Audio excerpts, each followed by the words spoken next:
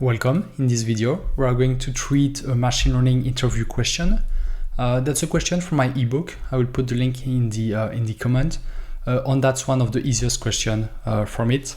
So basically, it asks the candidate to describe the Xavier initialization. Basically just to state the initialization, the bounds, but also to describe how you find those, the processes, the maths to find those bounds.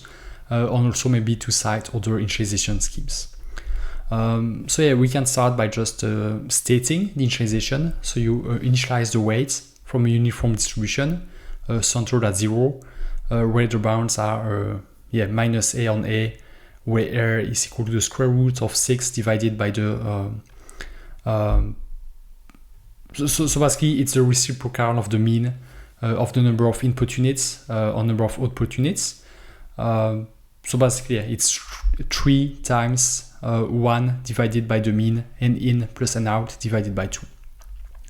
So if a candidate gives you this answer, that's a good starting point, but that's not enough. Even for, well, it depends about the position, but if that's a research position, or if that's for doing like deep machine learning work, even for an intern position, for now this answer is it's like not even half good.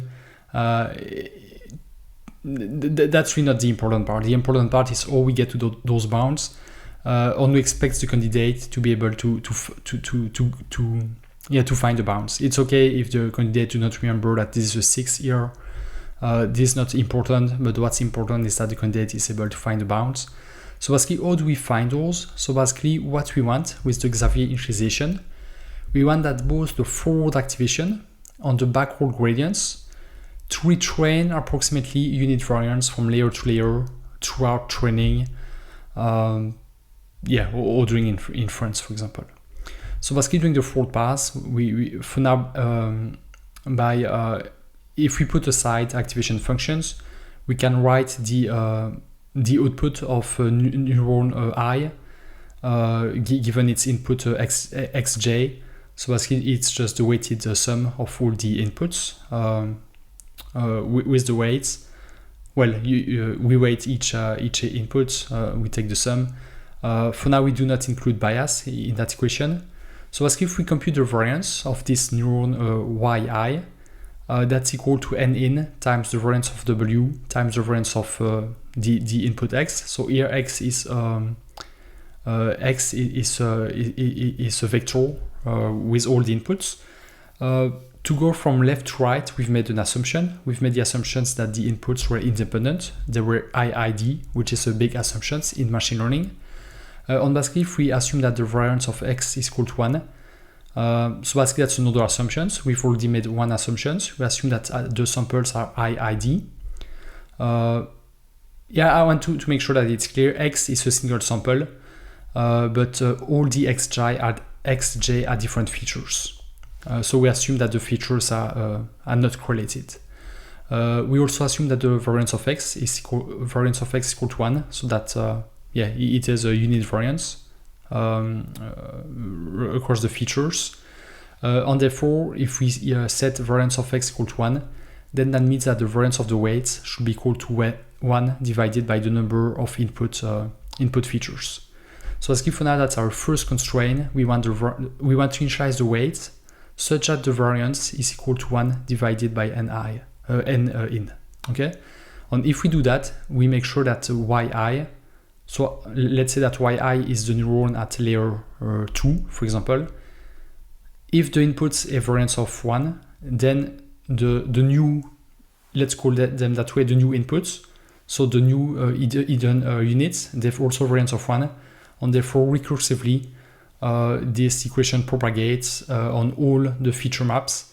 All the hidden units will have a variance of 1. Okay, so that's for the forward pass. But we said that for the backward pass, we also want to retain our unit variance. So if we write the equation in the same way for the backward pass, if we compute the gradient for linear layer, that will be the equation. So here it really looks like the forward pass because of linearity. Here, because with machine learning, we usually do a reverse mode backpropagation. Here we compute the gradient of layer L-1 from the layer L. So basically we go in the reverse direction as opposed to a forward path, where we're going the forward direction. But basically here we have a similar equation for the unit j at layer L-1 with a weighted sum using all the gradients at layer L. All the units I at layer L. And basically, if we compute the variance, again, making the assumption that the features or the units are uncorrelated, then we have this equation. So here again, we make the assumption that the variance of delta L, so basically we make the assumption that previous gradients at layer L had a variance of 1, and therefore, to ensure that the variance of delta L-1 at the layer L-1 is equal to 1 as well, we require that the variance of the weights is equal to 1 divided by the number of output units. Okay. So basically, we have really two equations, two constraints. The first one is that the variance of the weight is equal to 1 divided by n in. And the other constraint is that the variance of the weights is equal to 1 divided by n out. The issue is that it's generally not the case. So for the two constraints to be met at the same time, we want n in to be equal to n out. Okay, and generally it's not the case. In all generality, we can have any value for n in and any value for n out. So the number of input and output features. So basically, what we do a compromise. So we choose the reciprocal of the mean of the two denominators. So basically, we say basically the variance of the weights is equal to 1 divided by the mean of the number of input units and the number of output units. So we do a compromise. So basically, that's all we would like the variance to be after initialization. So that's really our constraint. And from this constraint, we will find back those bounds. So basically, how we go from this value to the bounds. So the square root of 6 divided by n in plus n out.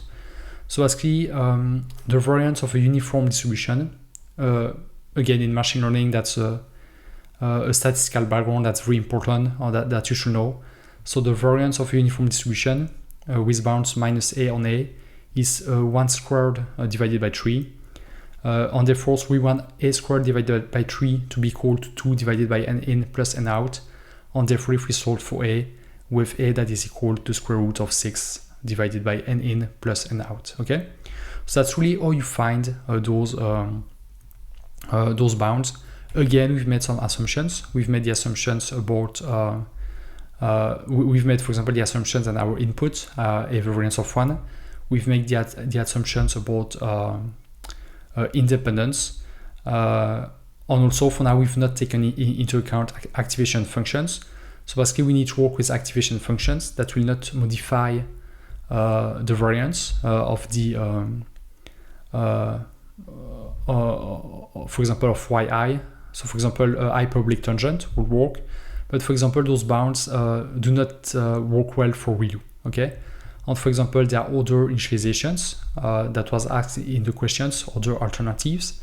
One well-known is the E initialization that is especially tuned for ReLU. So it takes into account the ReLU activation function when it derives the maths. And it's usually the one that is commonly used. For example, if you're using PyTorch, when you initialize a linear layer, you do not see it, but in the hidden PyTorch code, it's using the E initialization. Okay. On here again, this question was about Xavier initialization, but you should be able also to derive the E initialization. Especially if you do machine learning every day. Without knowing it, you use this initialization, and you should know how it works. There are also other well-known initialization, orthogonal initialization, sparse initialization. Here I put some reference if you want to read or to reread those papers. Very important concepts in machine learning. So I really like you hope this video. If it was, please leave the thumbs up. Subscribe if it's not yet done. There will be a lot of upcoming video about machine learning interview questions. This one was pretty easy, but we have much more interesting questions coming up. So yeah, again, subscribe, comment, on like for the algorithm. Thank you.